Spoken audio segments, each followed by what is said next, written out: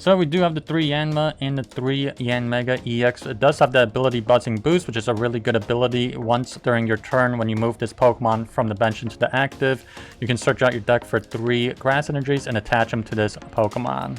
And then we do have the Jet Cyclone for the 3 grass, 1 colorless. We can do 210 base damage and then move 3 energy cards from this Pokemon to one of your benched Pokemon. And then as a secondary attacker, we did combine this with the Decidueye. We have the 2 Rowlet, the 1 Dartrix, and the 2 Decidueye EX. And it does have the ability Total Freedom, where once during your turn, you can move this Pokemon from the bench into the active or from the active onto your bench.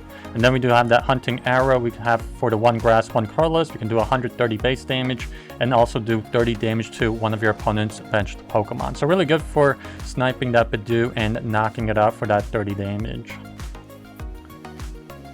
And then we do run the 1 copy of this Tapu Bulu as a single prize attacker of that Wood Hammer. We can do 220 base damage and then 30 damage to ourselves for the 2 grass, 2 colorless.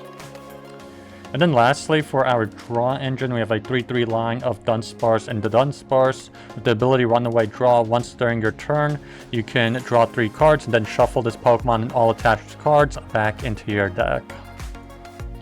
And then moving on to the trainer cards for our Ace spec, we do have the Prime Catcher. It's basically a double switch out where you get to gust up one of your opponent's bench Pokemon and then you do get to switch out your own active Pokemon.